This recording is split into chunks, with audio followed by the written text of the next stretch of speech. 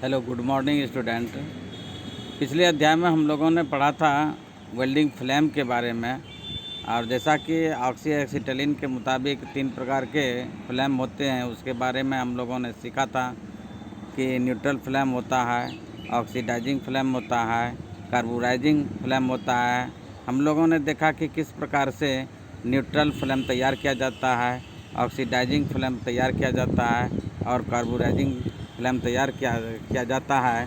तो आज हम लोग जानेंगे, सीखेंगे वेल्डिंग जॉइंट्स के बारे में। ये भी हमारे वेल्डिंग में बहुत ही प्रमुख स्थान रखता है।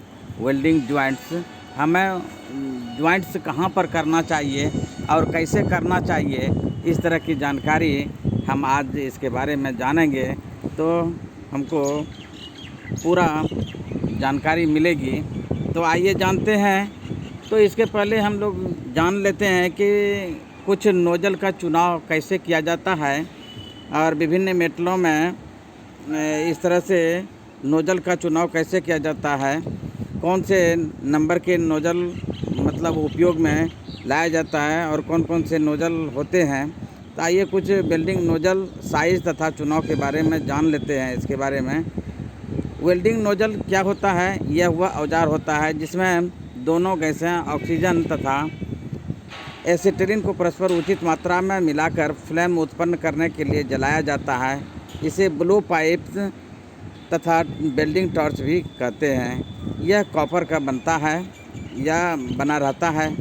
दूसरा है कि नोजल साइज। नोजल का साइज नोजल के छिद्र के साइज से ज्ञात किया जाता है।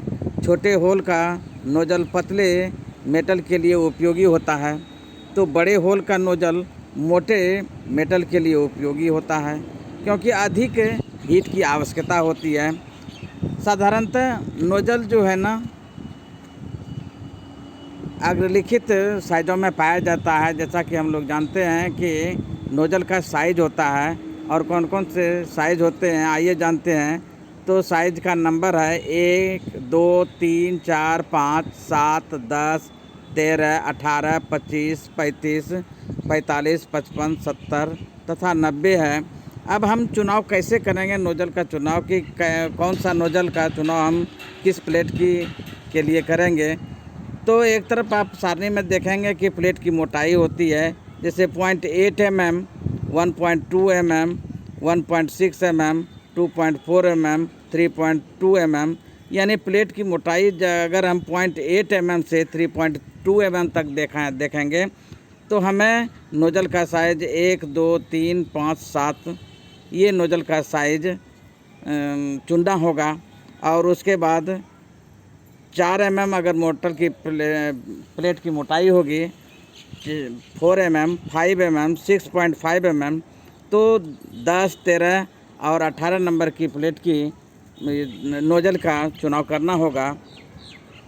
और जब हम देखेंगे कि 8.2 mm, 10.0 mm ये सब हमको मेटल का प्लेट का मोटाई होगा, तो हम उसमें 10 नंबर, 13 नंबर और 18 नंबर के नोजल का चुनाव करेंगे। 8.2 और 10 mm प्लेट की मोटाई के लिए जो है 25 एवं 35 नंबर नोजल का चुनाव करेंगे। 13 और 19 और 25 mm प्लेट की मोटाई के लिए हम 45, 55, 70 और 90 mm का जो हम मेटल का नोजल का चुनाव करेंगे। तो 25 mm से अधिक मेटल की अगर मोटाई होगी तो उसमें 90 नंबर के साइज के नोजल का चुनाव करेंगे। इसमें ऑक्सीटिलीन जो है kg प्रति cm² होता है। 0.15, 0.20, 0.25, 0.30, 0.40 एवं 0.45। तो इस तरह से देखते हैं कि नोजल का चुनाव हम लोग इस तरह से कर लेते हैं। मोटर की मोटाई जिसका वेल्डिंग करना है, मेटल कितना जोड़ना है, किस प्रकार का मेटल वेल्ड करना है, नोजल के लिए गैस का प्रेशर का चुनाव भी करना पड़ता है। यानी छोटे साइज़ के नोजल के लिए कम प्रेशर तथा बड़े साइज़ के नोजल के लिए अधिक प्रेशर की ज़रूरत होती है। अब आइए जान लेते हैं कि फिलर रॉड क्या होता है। इसे वेल्डिंग रॉड भी कहते हैं। गैस वेल्डिंग करते समय वायर रॉड का टुकड़ा फिलर में मेटल के रूप में इस्तेमाल किया जाता है, उसे फिलर रॉड कहते हैं। अच्छी क्वालिटी का फिलर रॉड का इस्तेमाल करना चाहिए। अच्छी क्वालिटी का फिलर रॉड इस्तेमाल करने से क्या होता है कि ऑक्सीडेशन कम करता है, डिपॉजिटेड मेटल का मैकेनिकल गुण सही रहता है, ताप द्वारा उत्पन्न कमी को यह पूर्ण करता है। तो इस तरह से देखते हैं कि अब फिलर रॉड के प्रकार भी कुछ हैं, जैसे माइल्ड स्टील एवं रॉट आयरन के लिए कौन सा फिलर मेटल चाहिए, तो कॉपर कोटेड माइल्ड स्टील चाहिए। हाई कार्बन स्टील एवं एलॉय स्टील के लिए कैसा चाहिए फिलर मेटल, तो high carbon steel, silicon, manganese steel, 3.5% nickel steel चाहिए। स्टेनलेस स्टील के लिए कैसा चाहिए, कल्यूबियम स्टेनलेस स्टील की आवश्यकता होगी। कास्ट आयरन के लिए सुपर सिलिकॉन कास्ट आयरन, फेरोटेक्टिक कास्ट आयरन, निकोटेक्टिक कास्ट आयरन इत्यादि का ये फिलर मेटल का चुनाव करना चाहिए। कॉपर एवं इसके एलॉय के लिए यानी ब्रास बॉन्ज के लिए कैसा चाहिए, तो कॉपर का फिलर चाहिए। Silver alloy, silver brass, silicon bronze, nickel bronze, manganese bronze.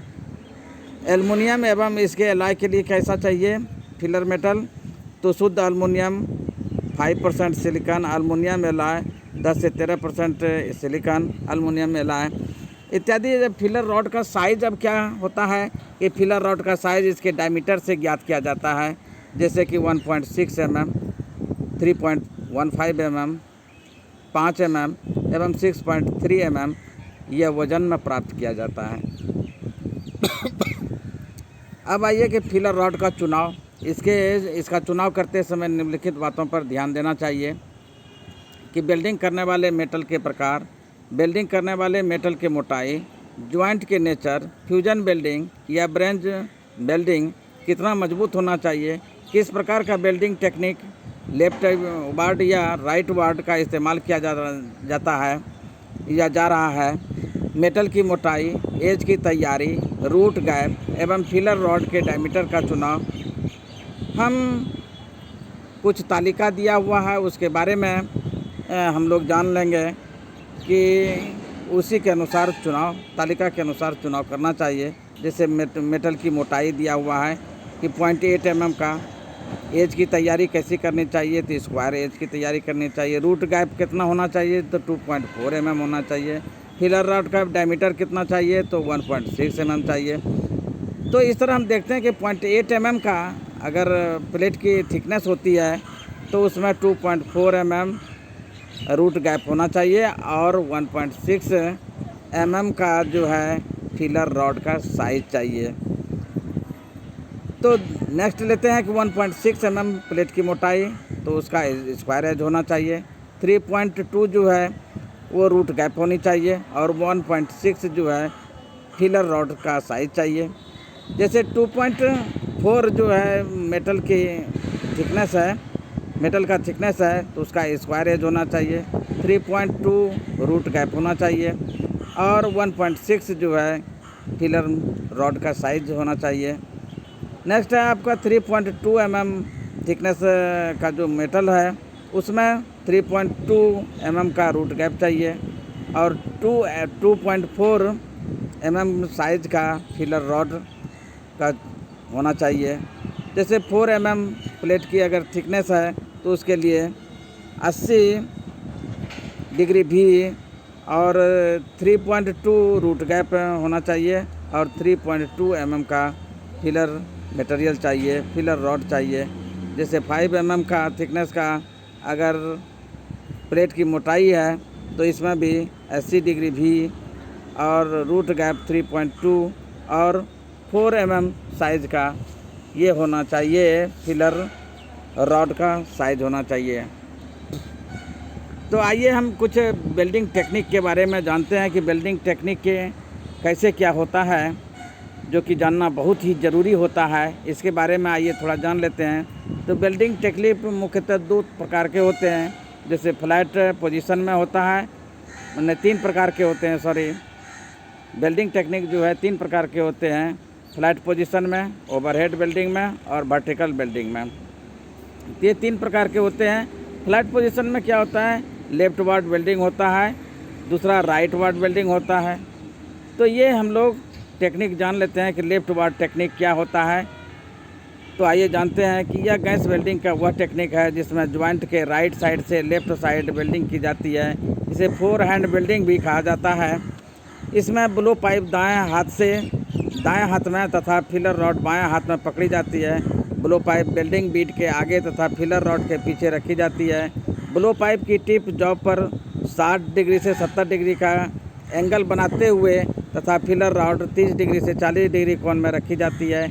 इस विधि में 5 mm तक मोटे स्टील का वेल्डिंग की जा सकती है। इस विधि द्वारा जो है नॉन फेरस मेटल की वेल्डिंग की जाती है।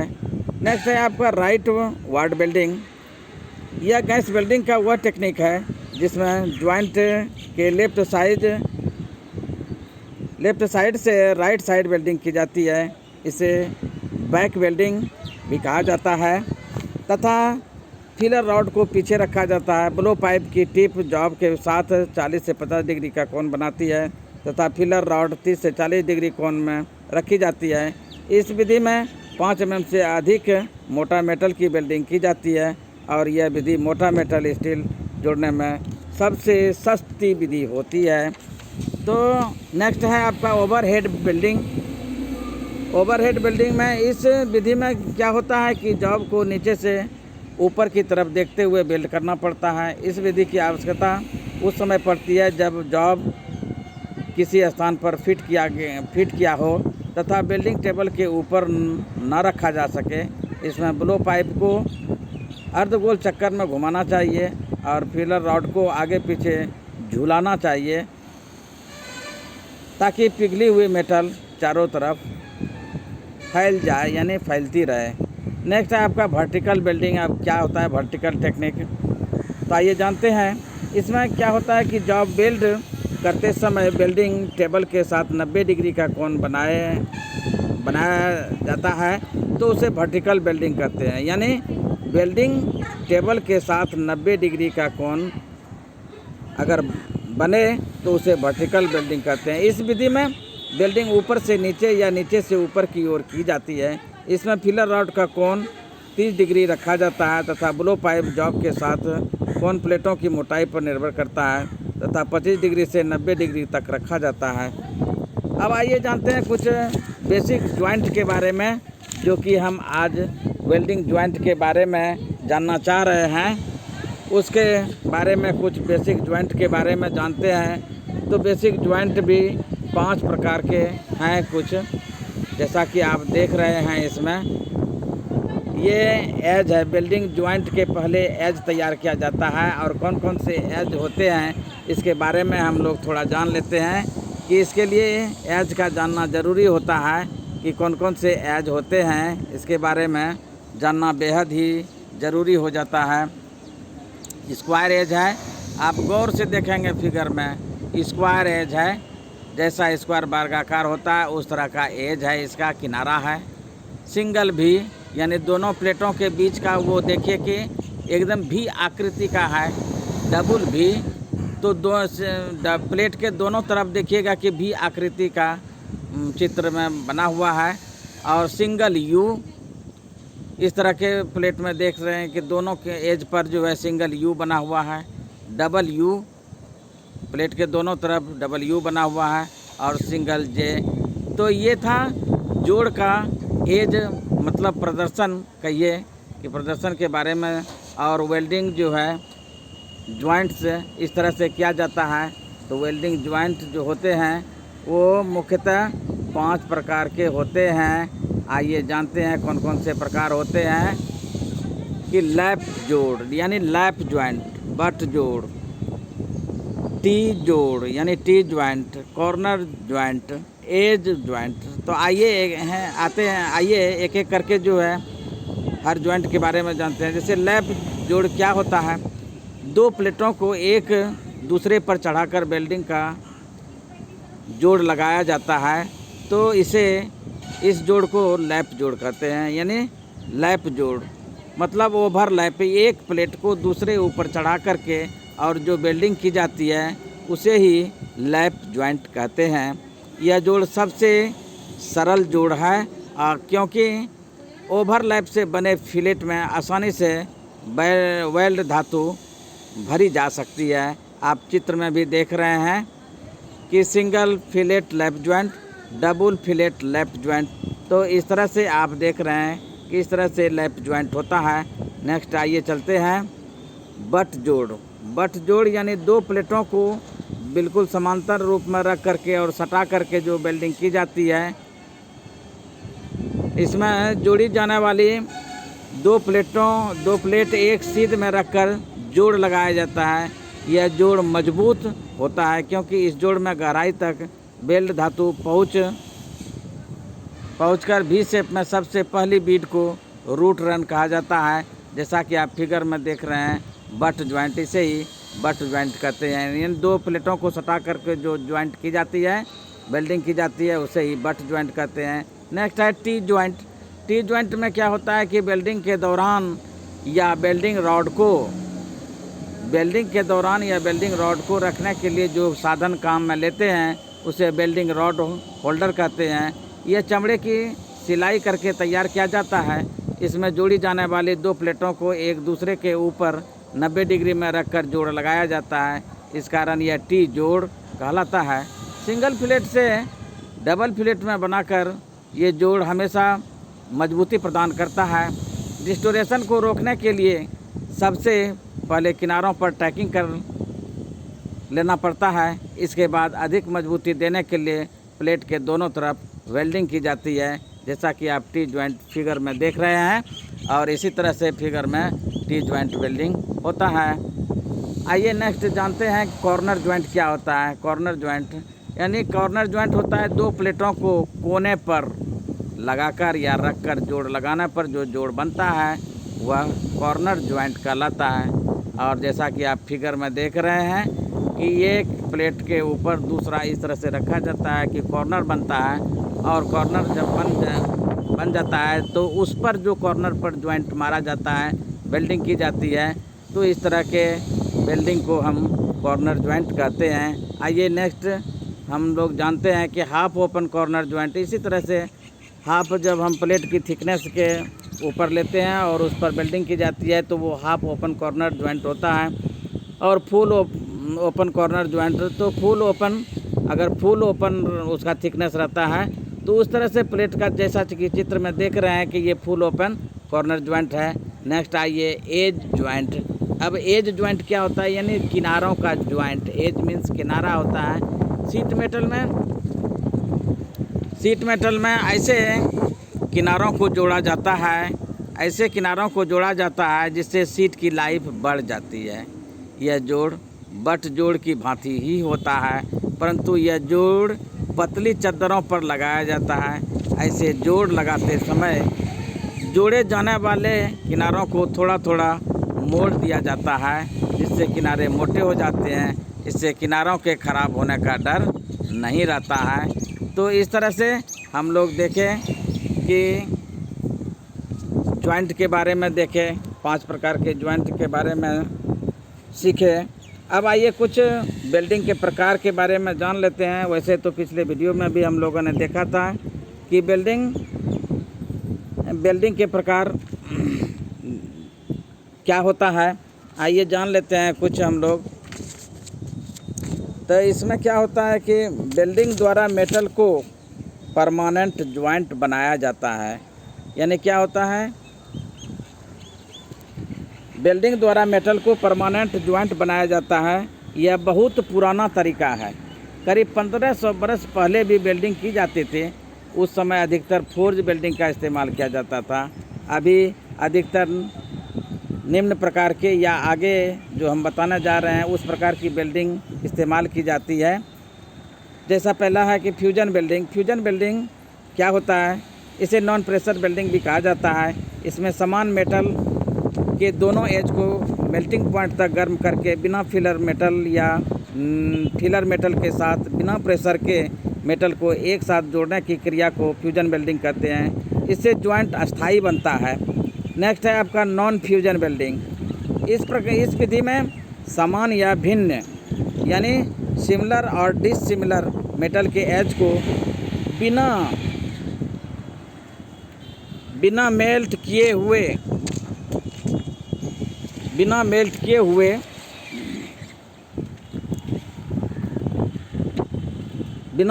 हुए एक साथ जोड़ने की क्रिया को नॉन फ्यूजन वेल्डिंग कहते हैं। इसमें low melting point filler rod दोनों पॉइंट के बीच बिना प्रेशर के फ्यूज किया जाता है। यह जॉइंट अस्थायी होता है यानी अनटेम्पररी होता है। नॉन फ्यूजन वेल्डिंग का उदाहरण सिल्वर सोल्डरिंग इत्यादि होता है, यानी ये सेमी टेम्पररी जॉइंट कहलाता है, कह सकते हैं इसको सेमी टेम्पररी जॉइंट। इसका एग्जांपल है सोल्डरिंग। जैसा कि हम लोग फास्टनिंग में अध्याय में देख चुके हैं कि फास्टनर कितने तरीके के होते हैं, तो 3 तरह के होते हैं। तो इस तरह से हम लोगों ने ये देखा कि ये नॉन फ्यूजन वेल्डिंग जो होता है, as a non fusion welding का उदाहरण सिल्वर सोल्डरिंग इत्यादि होता है। नेक्स्ट है आपका प्रेशर वेल्डिंग। इस विधि में क्या होता है कि प्रेशर वेल्डिंग में क्या होता है कि इसे प्लास्टिक वेल्डिंग भी कहते हैं। इसे क्या कहते हैं? प्लास्टिक वेल्डिंग भी कहा जाता है। इसमें समान मेटल को प्लास्टिक या मोल्टन स्टेट तक गर्म करके बिना फिलर मेटल के हैमरिंग या प्रेसिंग मीन्स दबाव दे करके मेटल को एक साथ जोड़ने की क्रिया को प्रेशर वेल्डिंग कहते हैं। इसमें मेटल गर्म करने के लिए स्मिथी फोर्ज या विद्युत रेजिस्टेंस का इस्तेमाल किया जाता है। नेक्स्ट है आपका बेल्ट के प्रकार, यानी बेल्ट के प्रकार में ये बहुत ही आवश्यक है जानना कि साधारणतः जो वेल्डिंग का प्रयोग किया जाता है उसमें क्या क्या होता है, कौन कौन से होते हैं, जैसे bead belt, groove belt, plug belt, tack belt, fillet belt, लगातार बेल्ट यानी कंटिन्यूसली बेल्ट। तो आइए जान लेते हैं इसके बारे में। यह बहुत ही ज़रूरी है, बहुत ही इम्पोर्टेंट है इसके बारे में जानना। इसके बिना वेल्डिंग संभव नहीं है। अगर एक चीज़ भी छूट जाएगा जानकारी में तो आप आगे वेल्डिंग चैप्टर को समझ नहीं पाएंगे। इसलिए यह जानना बेहद ज़रूरी है कि बीड बेल्ट क्या होता है। बीड बेल्ट जिस बेल्ट में फिलर मेटल की एक लंबी परत एक ही बार जमाई जाती है उसे बीड बेल्ट कहते हैं। यह बेल्ट एज जोड़, स्क्वायर बट जोड़, घिसे हुए स्थान पर अधिक माल भरने, वेल्ड मेटल का पैड बनाना इत्यादि में किया जाता है। नेक्स्ट है आपका ग्रूव बेल्ट किसे कहते हैं? जिस बेल्ट में एक से अधिक बीड लगाकर ग्रूव भरी जाती है उसे ग्रूव बेल्ट कहते हैं। इसका उपयोग V, U तथा J के जॉइंट में किया जाता है। नेक्स्ट है आपका प्लग बेल्ट। प्लग बेल्ट क्या होता है? इस बेल्ट का इस्तेमाल बहुत कम किया जाता है।